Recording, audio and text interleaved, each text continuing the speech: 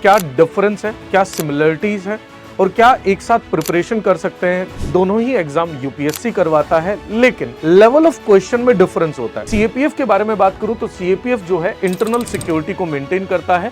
BSF, CRPF, CISF, ITBP, SSB war zones के अंदर या बॉर्डर कॉन्फ्लिक्ट्स में और यूएन पीस कीपिंग फोर्सेस में आप रोल अदा करते हो। हाँ भाई, सभी लोगों को नमस्कार और एक बार फिर से स्वागत है आप सभी लोगों का। उम्मीद करता हूं कि बढ़िया होंगे, जबरदस्त होंगे और बहुत ही बेहतरीन तरीके से आप लोग अपने प्रिपरेशन को जबरदस्त और बेहतरीन ढंग से कर रहे होंगे। Very warm welcome to all of you. नमस्कार, सत श्री अकाल, आदाब, जय हिंद। एक बहुत बेसिक सा क्वेश्चन जो बहुत सारे एस्पिरेंट्स को परेशान करता है कि ग्रेजुएशन के बाद दो ऑप्शन आते हैं, आइदर सीडीएस दे या सीएपीएफ दे। तो अक्सर जल्दीबाजी में कई सारे ऐसे डिसीजन हम लोग ले लेते हैं, later on we regret that कि हमने ऐसा क्यों चूज किया। तो एक इन्फॉर्म्ड डिसीजन के लिए यू शुड बी नोइंग कि क्या डिफरेंस है, क्या सिमिलरिटीज है और क्या एक साथ प्रिपरेशन कर सकते हैं, क्या उसके बाद आपकी लाइफ होती है, सैलरी कैसी होती है, क्या उनमें बड़े बदलाव हैं, बड़े डिफरेंसेस हैं। वो सारे के सारे सवालों का जवाब आज इस सेशन में देखेंगे, सीडीएस वर्सेस सीएपीएफ वाले सेशन में। तो will be talking about that. सबसे पहले अगर सीडीएस और सीएपीएफ के बारे में हम लोग बात करें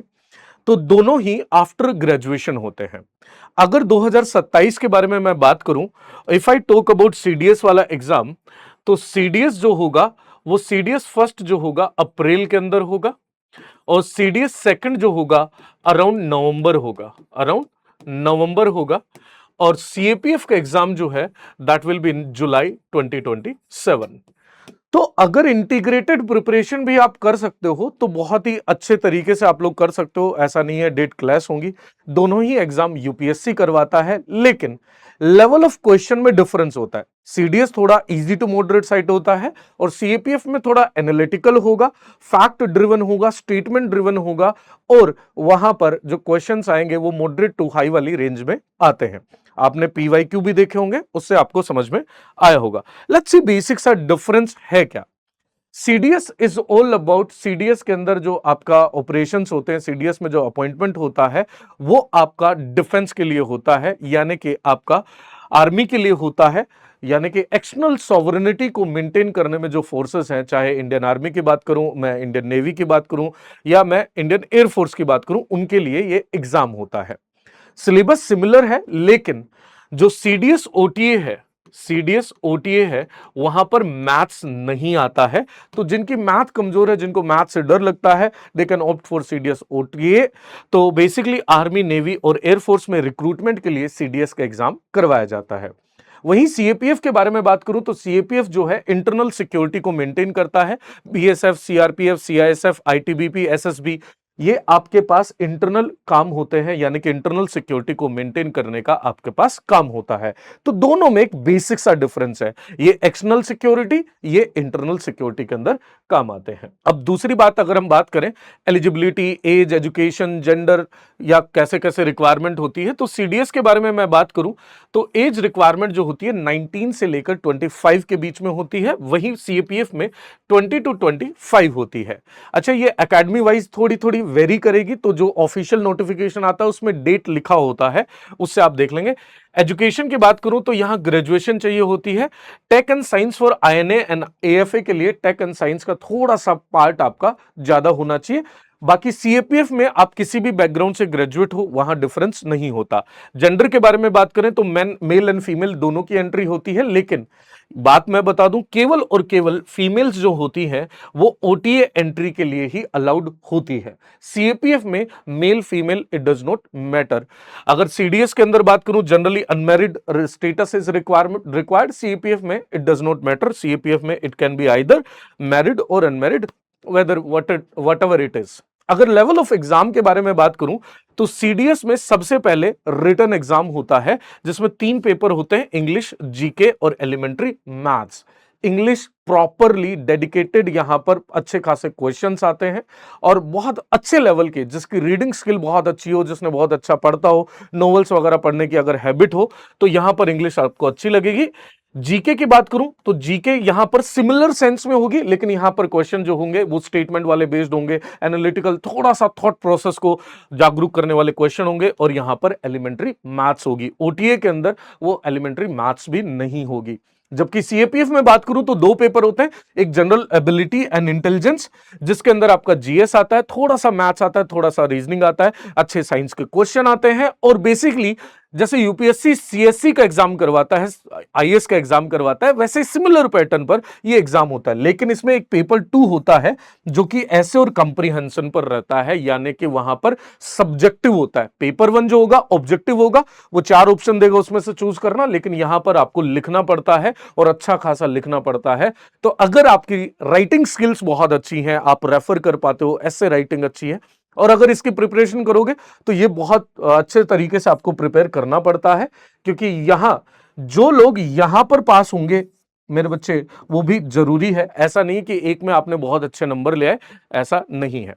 दोनों ही यूपीएससी द्वारा करवाया जाता है, लेकिन अब दोनों में नेक्स्ट स्टेज अलग अलग होती है। सीडीएस के बारे में बात करूं तो सीडीएस के अंदर 5 दिन का एसएसबी इंटरव्यू होगा, जिसमें आपके पर्सनालिटी ट्रेट्स, लीडरशिप्स और मेडिकल आपका होता है। ये पूरा एक डिटेल होता है। एसएसबी जैसे एनडीए के बाद होता है, वैसे ही पर्टिकुलरली ये होता है।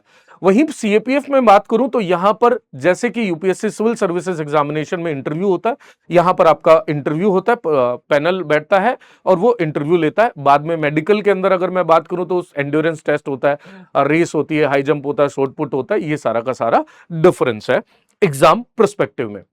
लेकिन अगर मैं बात करूं जब सिलेक्शन हो जाता है तो सीडीएस वाले बच्चों के पास ये ऑप्शंस होते हैं, ये बेसिकली होते हैं। आईएनए के अंदर जाते हो नेवल टेक के लिए, आईएमए के अंदर जाते हो 18 मंथ की आर्मी ट्रेनिंग होती है, एएफए के अंदर एयरफोर्स फ्लाइंग होती है, ओटीए के अंदर 49 वीक का आपका एसएससी होता है। जबकि अगर बात करूं सीएपीएफ की तो सीएपीएफ एकेडमी कदारपुर, बीएसएफ एकेडमी टकनपुर, और 44 वीक्स का फिजिकल लॉ एनफोर्समेंट और वेपन वाला सिस्टम आपको समझाया जाता है। इसके बाद सीडीएस के अंदर बात करें तो ऑलरेडी हमने बात करी थी, यहां पर आपको कॉम्बैट रोल होते हैं, कॉम्बैट यूनिट्स होते हैं, वॉर जोन्स के अंदर या बॉर्डर कॉन्फ्लिक्ट्स में और यूएन पीस कीपिंग फोर्सेस में आप रोल अदा करते हो।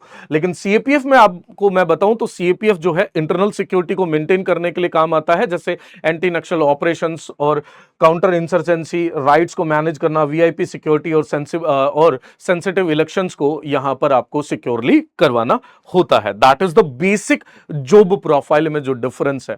सीडीएस के अंदर बात करें तो फास्टर परफॉर्मेंस बेस्ड प्रमोशन होगा, और हाईएस्ट रैंक जो चली जाती है chief of army navy and air staff आप यहां पर हो सकते हो। रिस्क यहां पर हाई होती है क्योंकि कॉम्बैट आप होस्टाइल टेरिटरी के अंदर आप लोग करते हो। सीएपीएफ में स्लोअर एंड ब्यूरोक्रेटिक प्रमोशंस होते हैं, और अभी आपको मामला पता होगा, अभी कोर्ट में भी, न्यूज के अंदर भी ये मामला था। और रिस्क यहां मॉडरेट टू हाई रहती है। इंसर्जेंसी हिट एरियाज के अंदर आप लोग इंटरनल कॉन्फ्लिक्ट को ज्यादातर आप लोग देखते हो। वहीं पर सैलरी की बात करूं तो सैलरी के अंदर दोनों में पे लेवल 10 से चालू होता है, 56,100 से लेकर 1,77,500 रुपए। सीडीएस में मिलिट्री सर्विस पे भी होता है जो 15,500 पर मंथ करीबन होता है। टेन्योर बेस्ड मिलिट्री पेंशंस भी आपको यहां पर दी जाती हैं। सीएपीएफ में लोकेशन बेस्ड आपकी थोड़ा सा वेरिएबल जो होता है, वेरिएबल अलाउंसेस जो होते हैं, एचआरए वगैरह, वो ऊपर नीचे होता रहता है। नेशनल पेंशन सिस्टम का आप पार्ट होते हो, so that is the difference between parks. अब बात बताते हैं सीडीएस करने के बाद, मतलब आप सेवा देने के बाद अराउंड 20+ ईयर्स के बाद रिटायर होते हो फुल पेंशन के साथ।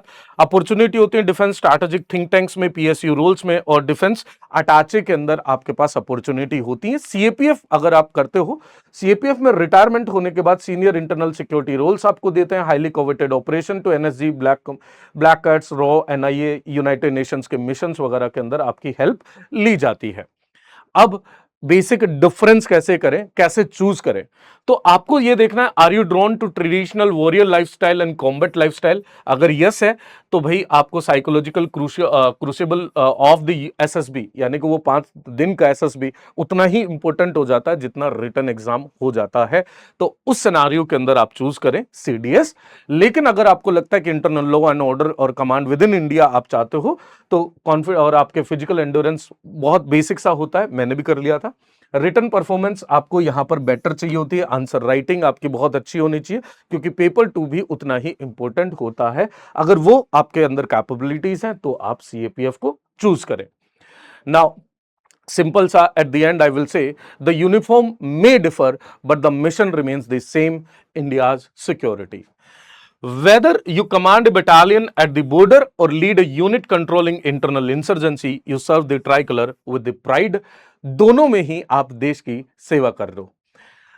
Choose the path that excites your spirit. Start preparing today. और जो भी आपको लगता है कि मुझे सीडीएस करना है, मुझे सीएपीएफ करना है, दोनों में से जो भी करना हो, स्टार्ट टुडे। बिल्कुल आज से ही चालू कर देना है। अब दूसरा और आखिरी सवाल कि सर क्या एक साथ प्रिपरेशन कर सकते हो? कर सकते हो। जो मेरे विद्यार्थी सीडीएस की प्रिपरेशन कर रहे हैं वो ऐसा कोर्स ले जहां पर फाउंडेशन बेसिकली कंसेप्चुअल क्लैरिटी पर बहुत फोकस दिया जाता हो, तो उसके साथ सीएपीएफ का जीएस वाला पार्ट भी आप कवर कर लोगे। लेकिन अगर आप सीडीएस का कोर्स ज्वाइन करो, सीएपीएफ में भी अपीयर होना चाहते हो, तो प्लस एसे राइटिंग बहुत जरूरी है। यहां पर एसे आपको लिखना चालू करना पड़ेगा, एसे के स्ट्रक्चर समझना पड़ेगा। और मैंने भी क्लास दी है एसे राइटिंग की, वो देख लीजिएगा, या जहां जैसे भी हो, लेकिन एसे जरूर प्रैक्टिस करना। अक्सर ये बच्चे बहुत बड़ी गलती कर देते हैं, वो सीएपीएफ के लिए अपीयर हो जाते हैं, लेकिन उनको लगता है कि लिख लेंगे यार, लिखने में क्या है।